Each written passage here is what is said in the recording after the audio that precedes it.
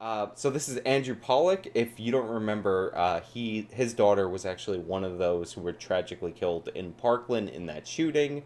Um, he probably one of the most powerful moments that I heard from him was when he was at the White House and he was talking about how when he got into the elevator there was a security guard.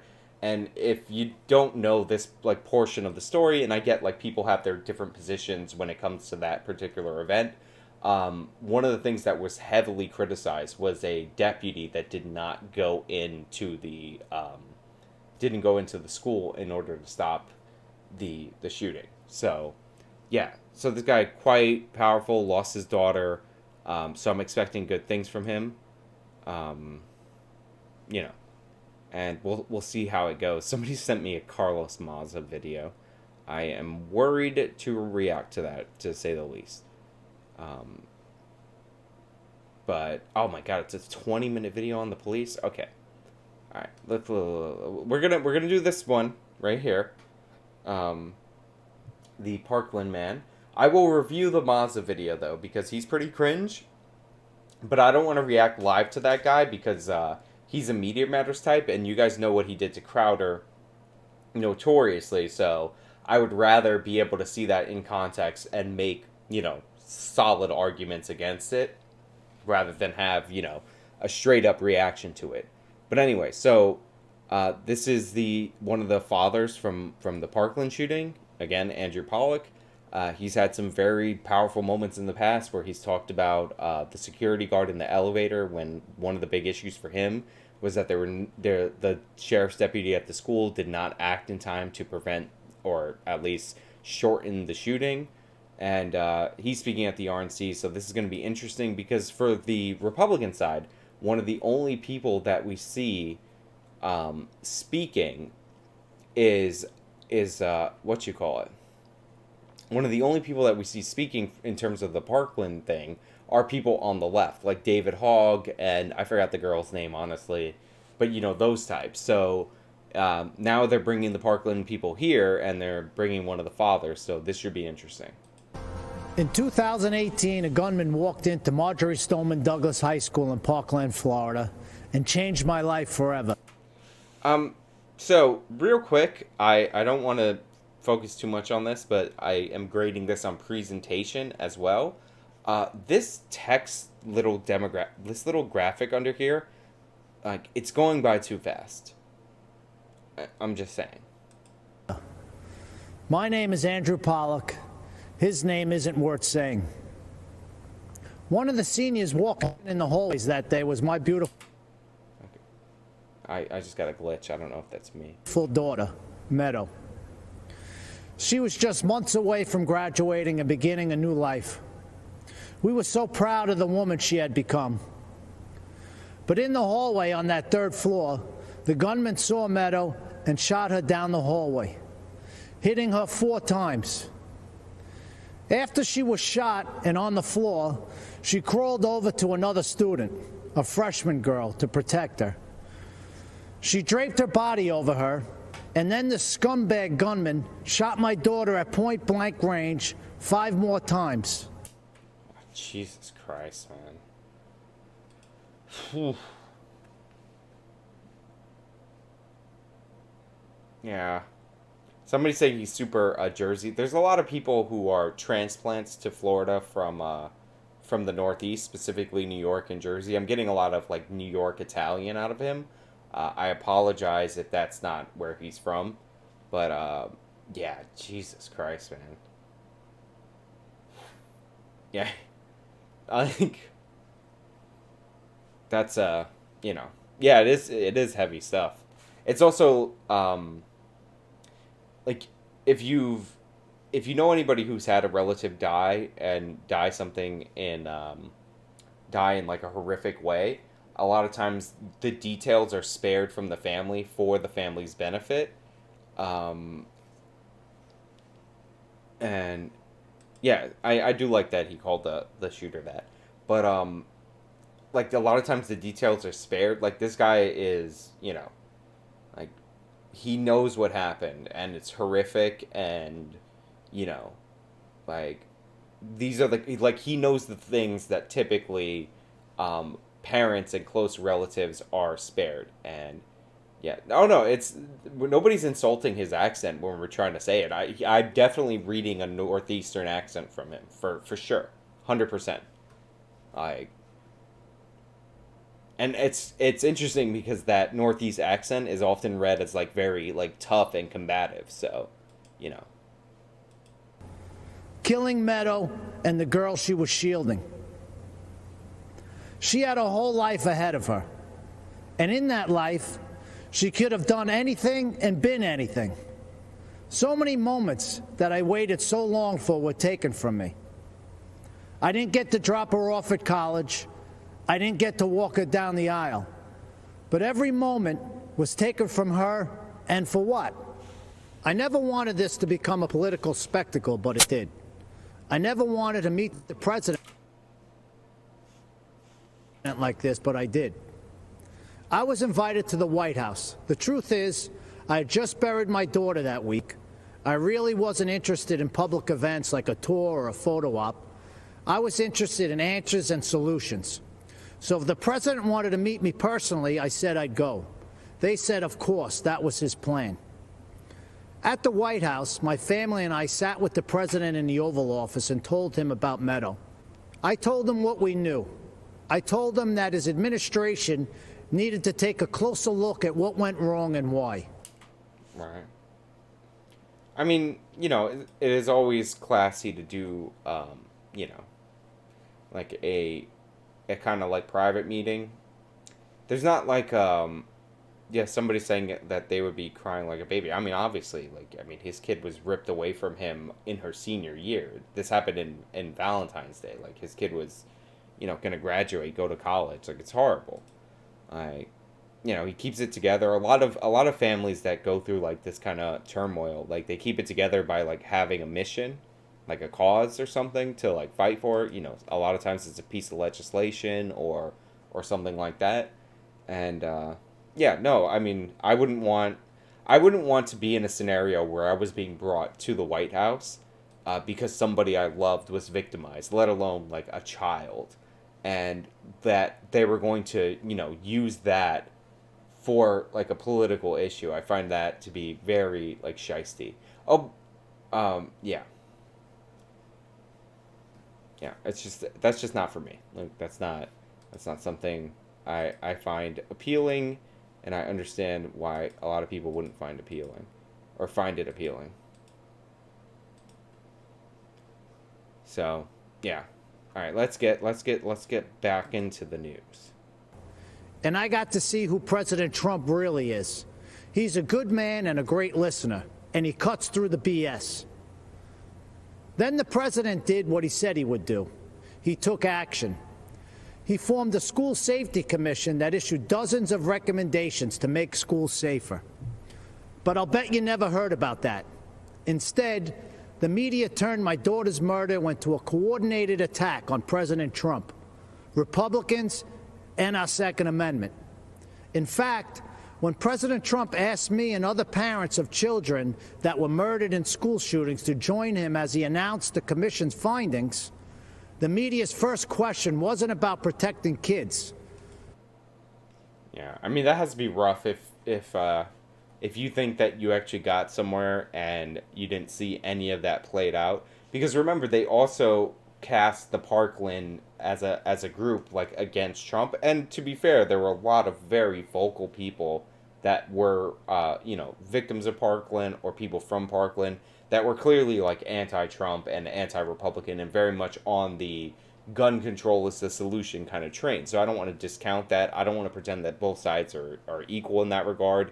At least publicly they weren't equal. Whether or not that's actually played out by the people of Parkland is neither here nor there. But yeah, it has to be frustrating if you're like, this is what I think the problem is, and then the president moves on it, and it gets no coverage, it gets no burn. It's like, you worked hard for this, you try to make something out of your daughter's death, you felt like you got somewhere, and the media kind of just ignored it because you didn't fit their political agenda. Shockingly, they asked about the government shutdown. President Trump turned to me appalled and said, "Andy, can you believe these people? We're trying to talk about school safety, and this is what they do. But I could believe it. After my daughter's murder, the media didn't seem interested in the facts, so I found them myself.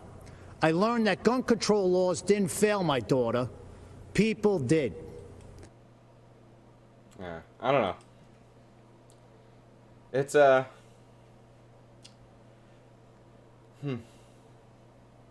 Look, he's allowed to have his political opinions. He's allowed to say like anything on the stage and all that. Like, I'm not a gun control guy, don't get me wrong. I do find it weird that you're like bringing your, like, you know, it's hard to explain. It's like I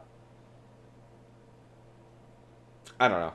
I honestly, I don't have like a good explanation of what I'm thinking, but it's like really it's I appreciate him saying that.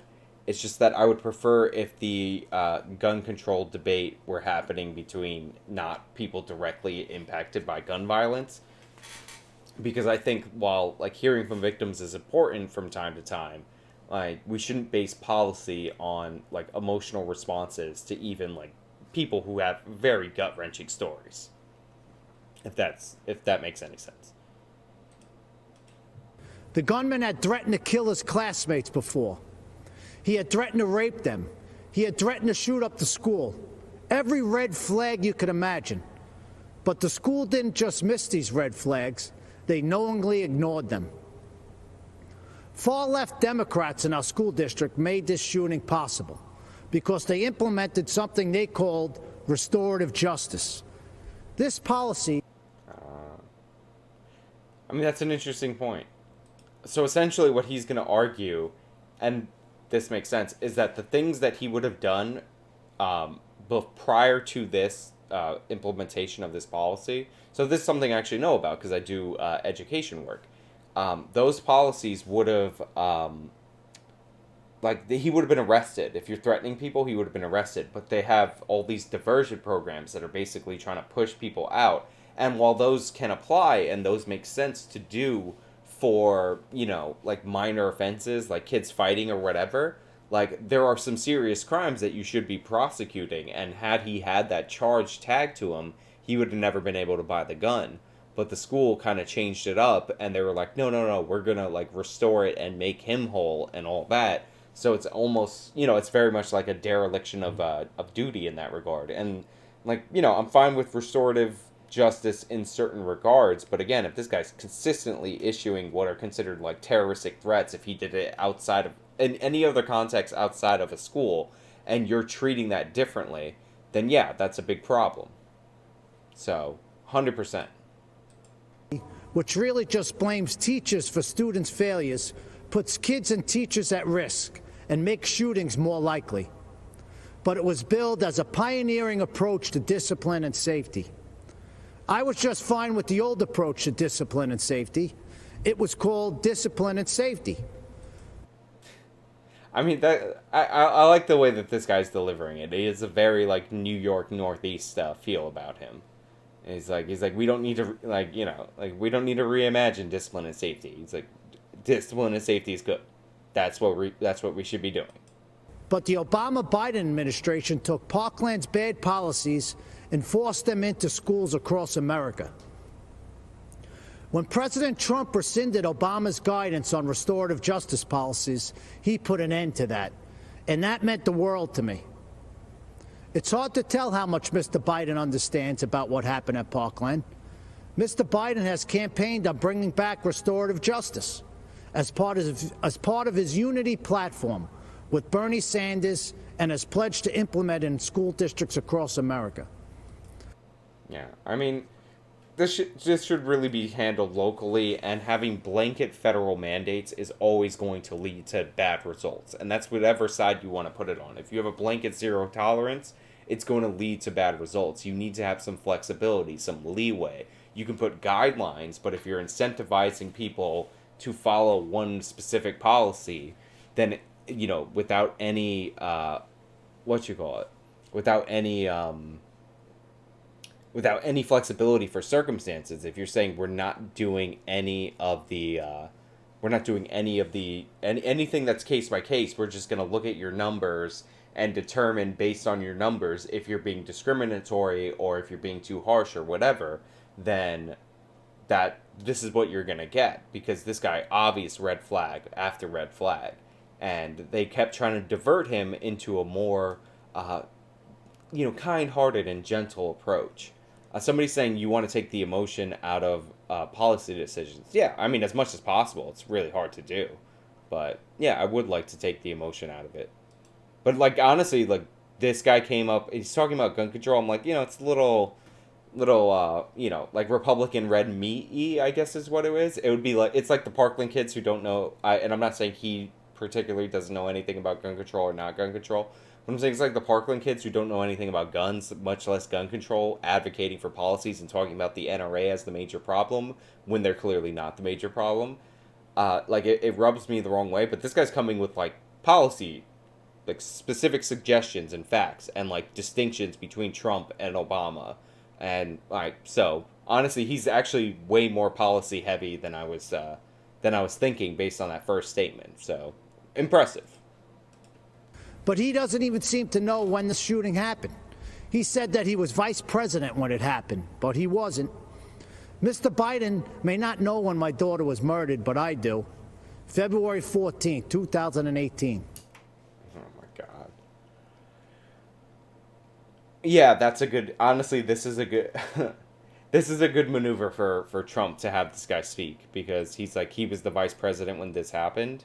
And, if you're, if you're the guy, if it's your daughter and you hear, like, this guy doddering, then that's not something that's going to be very enjoyable for you to hear. You know what I mean? Like, he doesn't even know, like, he thinks he was the VP at the time. Biden's gaffes, man. They're really not doing too well. Mr. Biden may not know that these policies make shootings more likely, but I do. Mr. Biden may not know who was vice president that day, but I do. It wasn't Joe Biden. It was Mike Pence. Thank God. And I know... I like this speech. Again, this is like back to what we were talking about, the Matt Gaetz thing. There's like a different level of authenticity here. Like what we got from the Cuban guy was emotion, anger at the right points, and all that, because honestly, he was genuinely feeling that. What we got from Matt Gaetz is like a geek that was excited to speak. Like, this is legit, and he's taking pretty solid digs. Like, if we had a fair-minded media that was actually going to put the highlights out, they would be putting this out, and they would ask Joe Biden about this. Like, nice dig, honestly. Who the president was, too. It wasn't Barack Obama. It was President Donald J. Trump, and he took action. I truly believe the safety of our kids depends on whether this man is reelected. I hope you'll join me in helping to make that happen. Mr. President, myself and millions of Americans appreciate you and love you. God bless America, and God bless our president, Donald J. Trump. Thank you. Yeah, that has to be, honestly, that has to be a very strange position to be in, where you're giving a speech at the Republican National Convention 2 years after your daughter, is tragically murdered, and horrifically murdered, honestly. He did a good job. Honestly, he really, stepped it up. This was, like, I don't even know why. Did you guys send me the Gates one to mess with me? Because the Gates one was trash. You know what I mean? Alright, bro, like, you guys are, alright, so I keep seeing videos, and you guys are sending me, so that is the guy that I was talking about, the Russian guy in New York City. He is named Vladimir. But yeah, you guys are sending me videos that are, like, 33 minutes long, like, very intricate, like, I'm gonna have the time to watch all of that right now. But yeah, that was pretty good, honestly.